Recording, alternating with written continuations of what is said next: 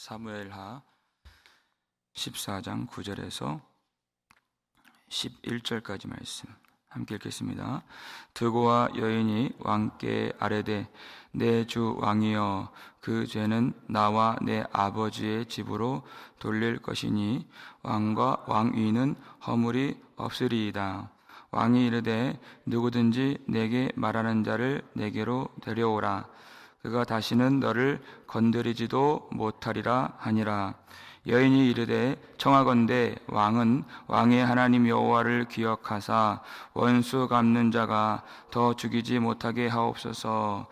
내 아들을 죽일까 두렵나이다 하니, 왕이 이르되 여호와께서 살아 계심을 두고 맹세하노니 내 아들의 머리카락 하나도 땅에 떨어지지 아니하리라 하니라. 아멘.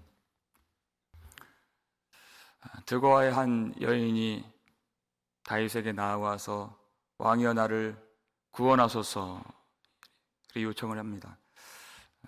남편이 없고 두 아들이 있었는데 두 아들이 들에서 싸우다가 하나가 다른 한 아들을 죽이는 그 어려움을 당한 여인이었죠. 그런데 그 남은 아들 하나도 그 동족 사람들이 와서 법으로 판결해서 그를 죽이려고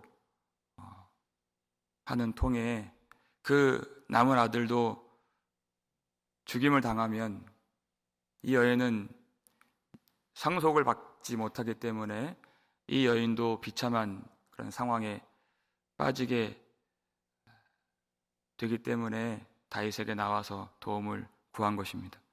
그랬더니 다윗이 일단은 집에 가라.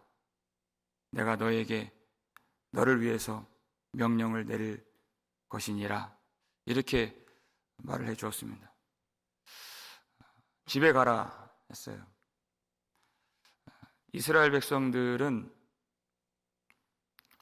왕을 아련할 기회가 있었는데 어떤 풀기 어려운 송사가 있으면 왕이 재판장이 되어서 그 백성을 대면해서 그 문제를 해결해 주는 것이에요. 그러니까 이 여인이 왕을 만날 수 있는 그런 상황이 된 것이죠.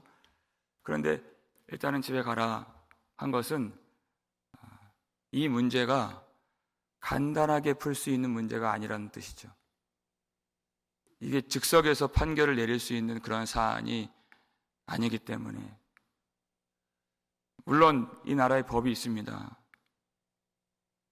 법대로 그 살인자 아들을 판결하라고 하면 그 여인도 함께 죽게 되는 것이에요. 그러니까 다윗도 이것이 어렵기 때문에 시간을 두고 깊이 생각하기 위해서 일단은 이 여인을 가라고 한 것입니다. 여러분, 법으로 하지 않고 그것을 깊이 고민하고 생각한다는 것은 그가 이 문제를 가볍게 여기지 않고 자기의 문제처럼 생각을 했다는 것입니다. 사람들이 쉽게 말하고 쉽게 해결책을 제시하고 함부로 판단하는 것은 그건 내 문제가 아니기 때문이에요. 쉬운 것은 없습니다. 교회의 문제도 마찬가지죠. 왜 교회가 그렇게 하지 않는가? 그렇게 쉽게 혹은 함부로 말을 한다는 것은 교회를 사랑하는 것이 아닙니다. 사랑하는 사람은 오히려 교회를 위해서 자기가 변호하고 그 문제가 있다면 그것을 내가 품고 함께 고민하고 함께 아파하고 함께 기도하는 것, 그것이 사랑입니다. 그 문제를 내 문제처럼 여기는 것이, 그러면 함부로 말이 튀어나오지 않아요. 우리 예수님이 재판장이 되시기 전에 먼저 대제사장이 되셨다는 것을 우리가 기억을 해야 됩니다. 우리에게 있는 대제사장은 우리의 연약함을 동정하지 못하실 리가 아니요, 이렇게 얘기를 했죠. 우리의 연약함, 어떤 연약함입니까? 하나님의 율법 앞에서의 연약함이에요. 하나님의 법을 우리가 이룰 수 없다. 왜? 우리가 육체를 가졌기 때문에. 누구도 그 율법을 능히 이룰 수 있는 사람이 없습니다. 그 육체로는 의롭다 하심을 받을 수가 없는 것이에요. 우리의 대제사장 예수님이 그것을 불쌍히 여겨주시고 그 연약함을 자신이 가져가셨다는 것이에요. 우리와 자신을 동일시하셨다는 것입니다. 그것이 십자가죠. 그것이 하나님의 가장 큰 사랑인 것입니다. 판단하신 것이 아니라 그 연약함 속에 들어와서 예수님이 십자가를 담당해 주신 것이에요. 어떻게 해서든 다윗이 그 문제를 자기가 끌어안고 이 여인이 죽지 않고 살 수 있는 길이 무엇일까 고민을 한다는 뜻입니다. 그렇게 고민하는 것을 이 지혜로운 여인이 알고 이렇게 용기를 북돋아 주는 것이에요. 9절 말씀 읽겠습니다. 드고와 여인이 왕께 아뢰되 내 주 왕이여 그 죄는 나와 내 아버지의 집으로 돌릴 것이니 왕과 왕위는 허물이 없으리이다. 무슨 뜻일까? 지금 이 여인이 다윗이 무엇 때문에 지금 고심하는지 알아요. 쉽게 판결을 왜 내리지 못하는가 알아요. 법 때문에 그래요. 자기가 구원을 요청했는데 그러려면 법을 지킬 수가 없는 것이에요. 살인한 자는 죽이도록 되어 있어요. 그러니까 고민이 되죠. 그런데 이 여인이 그 고민을 알고 왕이 나를 구원해주는 판결을 내릴 때에 혹여나 그때 허물이 있다면 그것은 왕에게 돌려질 것이 아니라 나와 내 아버지의 집으로 돌려질 것입니다. 그러니까 나를 구원해달라고 안심하고 판결을 내려달라고 요청을 하는 것이에요. 그런데 우리는 알죠? 여러분, 이 여인은 사실 그런 문제를 갖고 있는 여인이 아니에요. 누구의 문제입니까? 사실 다윗의 문제예요. 그렇다면 그 허물이 누구에게로 돌아간다는 뜻입니까? 다윗과 다윗의 집으로 돌아간다는 뜻이 되는 것입니다. 그 살인자 아들을 용서해주는 그 허물이 다윗의 집에 머물러 있게 된다는 뜻이에요. 무슨 뜻이에요? 다윗의 후손, 죄 없으신 예수님께서 그 죄를 담당하시고 살인자인 강도 같은 그 아들을 위해서 죄 없는 아들 다윗의 후손으로 나실 예수 그리스도께서 대신 죽임을 당하신다. 그 복음이 이 속에 들어가 있는 것입니다. 그 말을 듣고서 다윗이 그 판결에 용기를 얻고 이제 그 여인을 살릴 수 있는 그 약속을 건네주는 것이에요. 10절 말씀 읽겠습니다. 왕이 이르되 누구든지 내게 말하는 자를 내게로 데려오라. 그가 다시는 너를 건드리지도 못하리라 하니라 그랬어요. 살인자 아들이 있지만 그를 아무도 건드리지 못하도록 내가 명령을 내릴 것이다 하고 약속을 해주는 것입니다. 왜냐하면 그 아들은 죄가 있지만 그의 어머니를 보호해 주기 위해서. 어제도 우리가 창세기 4장 잠깐 살폈지만 하나님이 범죄한 가인을 보호해 줍니다. 표를 주셔서 만나는 어떤 사람이 그를 죽이지 못하도록 하나님이 그를 보호해 주시죠. 왜 그렇게 하셨을까? 여러분, 법이라고 하는 것은 그 땅에 죄를 없이 하고 생명을 보존하기 위해서 법이 있는 것입니다. 법은 살리려고 있는 것이지 죽이려고 있는 것이 아닙니다. 그런데 이 땅에서 법이 집행될 때 꼭 그렇게 되는 것은 아니에요. 아주 문자적으로 그리고 기계적으로 법이 집행되어서 적용되어서 그 법 때문에 고통을 당하는 사람이 너무 많이 있어요. 그것이 세상입니다. 율법주의가 그랬죠. 율법은 선하고 아름다운 것입니다. 하나님이 주신 것이기 때문에 그래요. 율법은 하나님을 바라보게 만들고 의지하게 만드는 것이에요. 그런데 율법주의는 악한 것이에요. 바리새인들이 그리고 유대인들이 그 법을 가지고 자기 의를 드러내고 자기를 높이고 또 가난한 자들이나 약한 자들을 더 올가매고 그들을 못 살게 구는 데 율법을 사용했던 것이 악한 것이죠. 그것은 하나님이 율법을 주신 의도는 그것이 아니었어요. 살리려고 주신 것이, 자기 죄를 깨닫는 것이, 판단하기 위해서 주신 것이 아니에요. 자기를 돌아보고 그리고 하나님을 의지하도록 그 율법을 주신 것입니다. 그러니까 하나님이 가인을 보호해 주신 것은 법 위에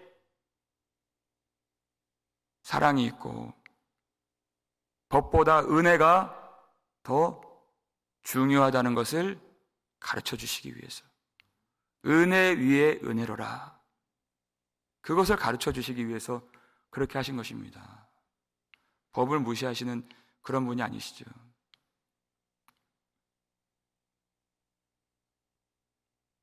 다윗이 그렇게 약속을 해 주었을 때 이 여인이 그것을 확실하게 그렇게 이루어 달라고, 자기 남은 아들 지켜달라고 하나님 앞에서의 맹세를 받아내죠. 11절 말씀 읽겠습니다. 여인이 이르되 청하건대 왕은 왕의 하나님 여호와를 기억하사 원수 갚는 자가 더 죽이지 못하게 하옵소서. 내 아들을 죽일까 두렵나이다 하니 왕이 이르되 여호와께서 살아계심을 두고 맹세하노니 내 아들의 머리카락 하나도 땅에 떨어지지 아니하리라 하니라. 자기 아들을 죽이려고 하는 자들로부터 내 아들을 지켜주셔서 내 아들이 죽지 않도록, 그런데 그것을 하나님 앞에 맹세해서 그 약속을 지켜달라고 하는 것입니다. 그러니까 다윗이 그를 불쌍히 여겨서 하나님 앞에서 맹세를 하게 되죠. 여러분, 이것은 그 지혜로운 여인의 계책에 속아 넘어간 것입니다. 여러분, 요나답도 지혜로운 사람이라고 그랬죠? 지혜롭다는 말 속에는 간교하다는 뜻도 있는 것이에요. 왜 속아 넘어간 것인가? 여러분, 이 여인에게 말을 넣어준 사람은 누구입니까? 요압이죠. 요압이 지금 이 여인을 통해서 지금 하려고 하는 그 꿍꿍이는 무엇이에요? 누구를 데리고 오려고 하는 거예요? 그 압살롬. 압살롬을 데리고 오려고. 3년 동안 왕이 아무것도 안 해요. 부르질 않아요. 받아주질 않아요. 그러니까 압살롬이 계책을 내서 이 여인을 섭외해서 왕으로 하여금 자기가 그렇게 판결을 내렸기 때문에 압살롬을 데리고 오게 하는 것이에요.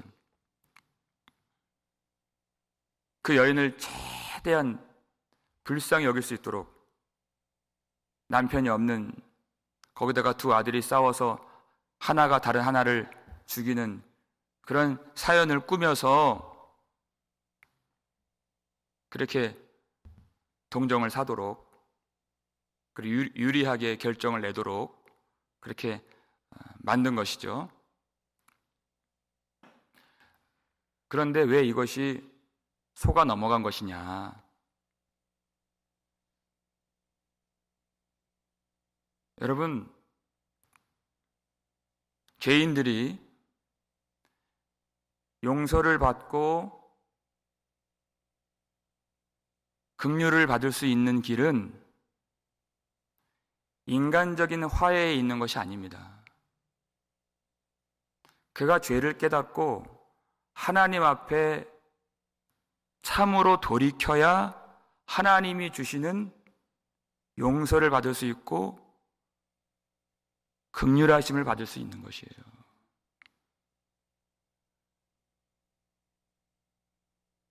인간적인 방법으로 화해를 하는 것은 긍휼이 풍성하신 하나님을 멸시하는 것입니다. 지금 요압이 하려고 하는 것이 바로 그것이에요. 자기 형을 죽인 압살롬이 진정으로 돌아올 수 있는 길은 회개하는 길밖에 없는 것이에요. 아무리 지혜를 내서 다른 사람이 도와주고 화해하도록 만든다고 해서 압살롬이 살 수 있는 것이 아닙니다. 좋은 방법이 아니에요. 언제 우리가 하나님 은혜를 받을 수 있는가? 언제 은혜가 풍성하신 하나님 그 사랑을 경험할 수 있는가? 다른 길이 없습니다. 이사야 55장 7절 말씀 함께 읽겠습니다. 악인은 그의 길을, 불의한 자는 그의 생각을 버리고 여호와께로 돌아오라. 그리하면 그가 긍휼히 여기시리라. 우리 하나님께로 돌아오라. 그가 너그럽게 용서하시리라. 아멘. 하나님은 그야말로 사랑이신 하나님이십니다. 긍휼이 풍성하신 하나님, 노하기를 더디하신 하나님, 인자가 많으신 하나님, 그 하나님을 언제 경험할 수 있는가? 버리고 돌아오라는 것이에요. 죄를 버리고 돌아와야, 그리하면 그가 긍휼히 여기시리라 하는 것이에요. 악인들은 그의 길을, 불의한 자는 그의 생각을 버려야 한다. 그리고 돌아오는 것이에요. 그래야 하나님의 용서하심을, 긍휼하심을, 자비하심을 풍성히 누릴 수 있는 것입니다. 땅의 것을 버리고 돌아와야 하나님이 하늘의 것으로 충만하게 채워주시는 것이에요.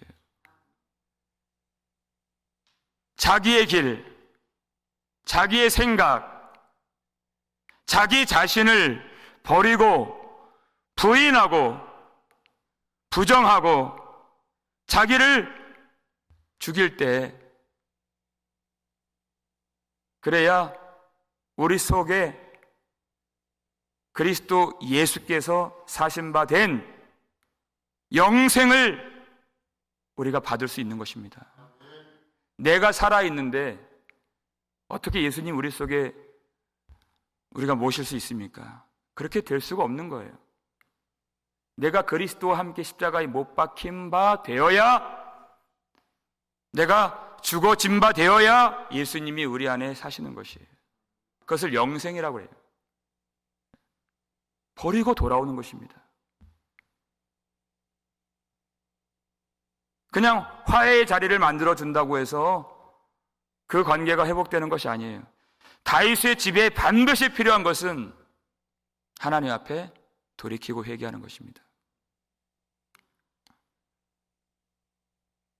여러분, 하나님이 우리를 무조건적으로 용서해 주시는 하나님이 아니십니다.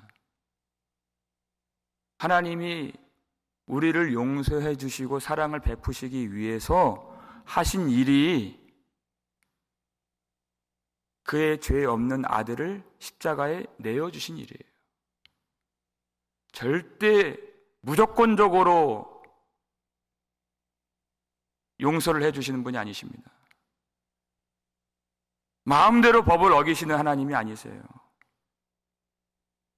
율법의 홀이라도, 그렇죠, 겨자씨 하나만큼도 하나님이 간과하시는 법이 없으십니다. 하나님은 다 지키셨고 모든 율법을 다 이루셨습니다. 예수 그리스도를 통해서. 자기를 버리고 여호와께로 돌아간다는 것은 우리 대신 십자가에서 죽임을 당하신 예수 그리스도, 주님을 바라본다는 것이에요. 주님을 바라보지 아니하면, 주님을 의지하지 아니하면 예수 그리스도를 통하여서 우리에게 은혜를 주신 그 하나님을 멸시하는 것이고, 그 은혜를 값싼 은혜로 만들어버리는 것이에요. 주님을 의지하지 않고 주님을 사랑하지 않는, 그저 하나님이 사랑이 많으시기 때문에, 하나님이 긍휼이 풍성하신 하나님이기 때문에 계속해서 내 갈 길만 가는 것, 그때의 은혜는 은혜가 아닙니다. 그때 사랑은 가치 없는 사랑이에요.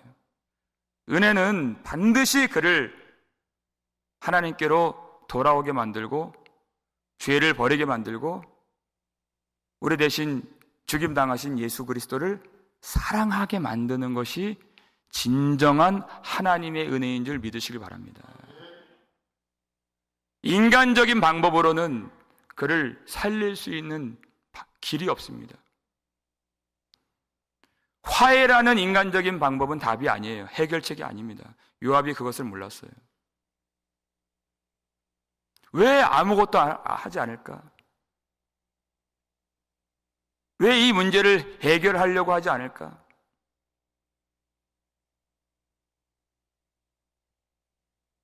요압이 답답한 거예요. 그런데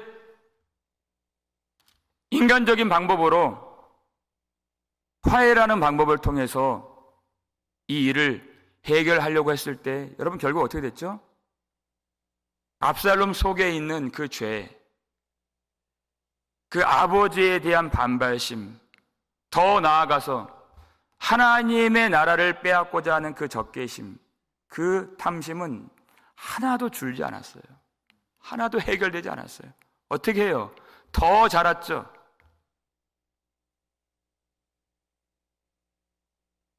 그 죄는 하나도 다스림 받지를 못했다는 것입니다. 그러니까 그 압살롬의 최후가 어떻게 되죠? 마지막 순간에